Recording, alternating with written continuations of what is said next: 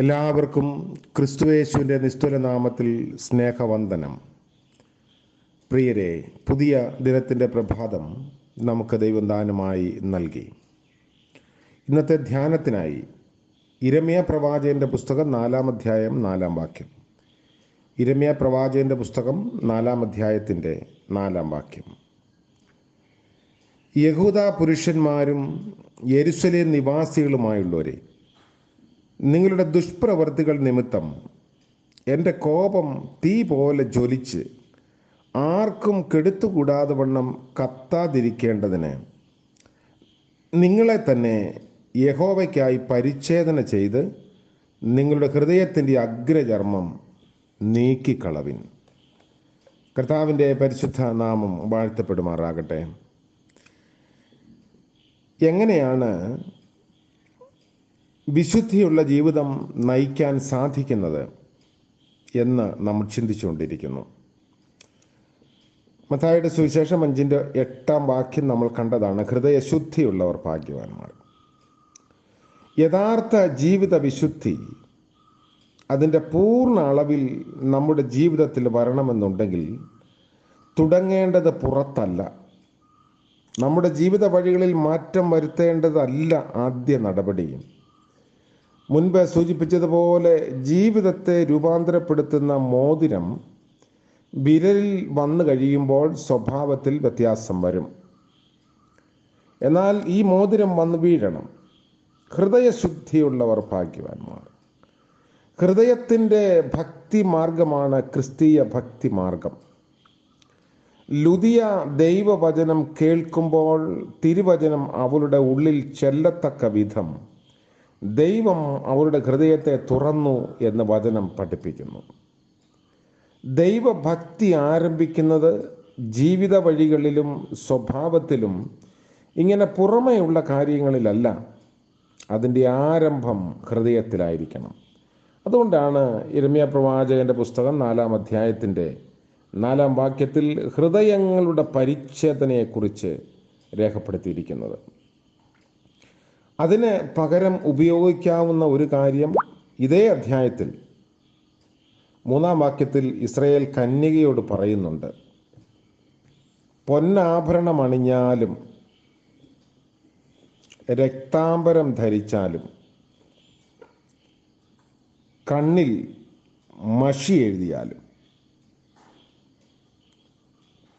വ്യർത്ഥമായി നിനക്ക് സൗന്ദര്യം വരുത്തുന്നു. 20-ാം വാക്യത്തിലാണ് 4-ാം അധ്യായത്തിൻ്റെ 30-ാം വാക്യം. യിരെമ്യാ പ്രവാചകൻ്റെ പുസ്തകം 4-ാം അധ്യായത്തിൻ്റെ 30-ാം വാക്യം. പൊന്നാഭരണം അണിഞ്ഞാലും രക്താംബരം ധരിച്ചാലും കണ്ണിൽ മഷി എഴുതിയാലും നിനക്ക് വ്യർത്ഥമായി സൗന്ദര്യം വരുത്തുന്നു. നമ്മുടെ ജീവിതത്തിൽ സൗന്ദര്യം വരണമെങ്കിൽ പരിച്ഛേദന ഉണ്ടാകണം. ആന്തരികമായ ഒരു രൂപാന്തരമാണ് നമുക്ക് ആവശ്യം. കുതിരപ്പുറത്ത് കയറി യാത്ര ചെയ്യുന്ന പ്രഭുക്കന്മാരായി ജീവിക്കേണ്ടതിന് പകരം നടക്കുന്ന പ്രഭുക്കന്മാരായി നമ്മൾ തിരികെയാണ് വേണ്ടത്. ശൗലിൻ്റെ ജീവിതം പല പ്രാവശ്യം ഉദാഹരണമായി നാം ചിന്തിച്ചതാണ്. എന്തുകൊണ്ടാണ് തൻ്റെ ജീവിതത്തിൽ അത് വന്നത് എന്ന് ചിന്തിക്കുമ്പോൾ അവനെ തിരസ്കരിച്ച് കഴിഞ്ഞ ഉടനെ ദൈവം പറഞ്ഞ ഒരു കാര്യമുണ്ട്. എനിക്ക് ബോധിച്ച ഒരു ദൈവ പുരുഷനെ ഞാൻ തിരഞ്ഞെടുത്തിരിക്കുന്നു, എൻ്റെ ഹൃദയപ്രകാരമുള്ള ഒരു മനുഷ്യൻ. എന്താണ് രാജാവായിരുന്ന ശൗലിൻ്റെ ജീവിതത്തിലുള്ള ന്യൂനത? 1 ശമൂവേൽ 13-ാം അധ്യായത്തിലെ സംഭവം വായിക്കുമ്പോൾ, യാഗം കഴിക്കാനായി വന്നപ്പോൾ ശമൂവേൽ പ്രവാചകൻ തക്ക സമയത്ത് വന്നില്ല. വരാതിരുന്നപ്പോൾ താൻ ബദ്ധപ്പെട്ട് യാഗം കഴിച്ചു. അപ്പോൾ ദൈവദാസനായ ശമൂവേൽ പറഞ്ഞു, നിന്നെ രാജസ്ഥാനത്ത് നിന്ന് തള്ളിയിരിക്കുന്നു. തള്ളിക്കളഞ്ഞ ഉടനെ ശമൂവേലിനെ നീ എൻ്റെ കൂടെ പോരണം എന്ന് പറഞ്ഞ് ശൗൽ വളരെയധികം നിർബന്ധിക്കുന്നുണ്ട്. ജനത്തിൻ്റെ മുൻപിൽ എന്നെ മാനിക്കേണ്ടതിന് നീ എൻ്റെ കൂടെ പോരണമെന്ന് അവൻ നിർബന്ധിച്ചു. അപ്പോൾ തൻ്റെ ഹൃദയത്തിൽ 2 ആഗ്രഹമാണ് ശൗലിനുള്ളത്. ഒന്ന്, യാഗം കഴിച്ച് ദൈവത്തെ മാനിക്കണം. 2, ജനത്തിൻ്റെ മുൻപിൽ മാനവും വേണം. അവൻ്റെ ഹൃദയം ദൈവത്തിൻ്റെ മുൻപിൽ ഏകാഗ്രമല്ല, വിഭാഗിക്കപ്പെട്ടതാണ്. ദാവീദിൻ്റെ ജീവിതത്തിൽ കുറവും തോൽവിയും ഒക്കെയുണ്ട്. എന്നാൽ അവൻ്റെ മനസ്സ് ദൈവത്തിൽ ഏകാഗ്രമായിരുന്നു. ശൗലിൻ്റെ ജീവിതത്തോടുള്ള ബന്ധത്തിൽ ദാവീദിൻ്റെ ഹൃദയം എത്ര ശുദ്ധമുള്ളതാണെന്ന് നമുക്ക് മനസ്സിലാക്കാൻ കഴിയും. ഹൃദയത്തിൽ അശുദ്ധി കരുതുന്നതിൻ്റെ ലക്ഷണമാണ് ശൗലിൻ്റെ ജീവിതം. അതുപോലെ തന്നെയാണ് 1 ശമൂവേൽ 28:8 വെളിച്ചപ്പാടത്തിയായ ഒരു സ്ത്രീയെ കാണേണ്ടതിന് ശൗൽ രാജാവ് പോയ കാര്യം ഓർപ്പിക്കുന്നത്. കാരണം ദൈവത്തിൽ നിന്ന് അരുളപ്പാടൊന്നുമില്ല, സ്വപ്നം കൊണ്ട് സംസാരിക്കുന്നില്ല, ദർശനം കാണുന്നില്ല. അപ്പോൾ തനിക്ക് അരുളപ്പാട് കിട്ടിയാൽ കൊള്ളാമെന്ന ആഗ്രഹമുണ്ടായി. അതിനുവേണ്ടി വേഷം മാറി ഈ വെളിച്ചപ്പാടത്തിൻ്റെ അടുക്കൽ ചെന്നു. ജീവിതത്തിൻ്റെ ചില സമയത്തറിയാം യഥാർത്ഥ വേഷം എന്താണെന്ന്. നമ്മൾ പറയാറുണ്ട്, ഇതെൻ്റെ സ്വഭാവമേ അല്ലായിരുന്നു, പിന്നെ അന്നേരം ഞാൻ അങ്ങ് പറഞ്ഞു പോയി എന്നേ ഉള്ളൂ. അങ്ങനെ പറയാനുള്ളത് സ്വഭാവമാണ്, ഉള്ളിലുള്ളത്. പിന്നെ വേഷം മാറാനുള്ള സൗകര്യം അപ്പോൾ കിട്ടിയെന്നേ ഉള്ളൂ. അപ്പോൾ ഹൃദയത്തിൻ്റെ ഉള്ളിൽ ശുദ്ധിയില്ലെങ്കിൽ ഇങ്ങനെയുള്ള സാഹചര്യങ്ങൾ വരുമ്പോൾ നാം വേഷം മാറും. മാറാതിരിക്കണമെന്നുണ്ടെങ്കിൽ ശുദ്ധീകരണം ആദ്യം ഹൃദയത്തിൽ ആരംഭിക്കണം. ഹൃദയശുദ്ധിയുള്ളവർ ഭാഗ്യവാന്മാർ. അവിടെയാണ് നമുക്ക് സൗഖ്യം വരേണ്ടത്. ഇത് ദാവീദിന് നന്നായി അറിയാമായിരുന്നു. അതുകൊണ്ടാണ് അന്തരംഗത്തിലെ സത്യമല്ലോ നീ ഇച്ഛിക്കുന്നത് എന്ന് ദാവീദ് പറയുന്നത്. താൻ പാപം ചെയ്തു കഴിഞ്ഞപ്പോൾ ഇങ്ങനെയാണ് ദാവീദ് പ്രാർത്ഥിച്ചത്: ദൈവമേ, നിർമ്മലമായ ഒരു ഹൃദയം എന്നിൽ സൃഷ്ടിച്ച് സ്ഥിരമായൊരു ആത്മാവിനെ എന്നിൽ പുതുക്കണമേ. ആകാത്ത കാര്യങ്ങളിൽ ഇടപെട്ട് രാജാക്കന്മാർ യുദ്ധത്തിന് പോരാതിരിക്കുന്നതും അങ്ങനെയുള്ള വൈകല്യം ജീവിതത്തിൽ വന്നതും ഈ കുറ്റം ചെയ്തതുമൊക്കെ തൻ്റെ ഹൃദയം അശുദ്ധമായി പോയതുകൊണ്ടാണെന്ന് ദാവീദ് സമ്മതിച്ചു.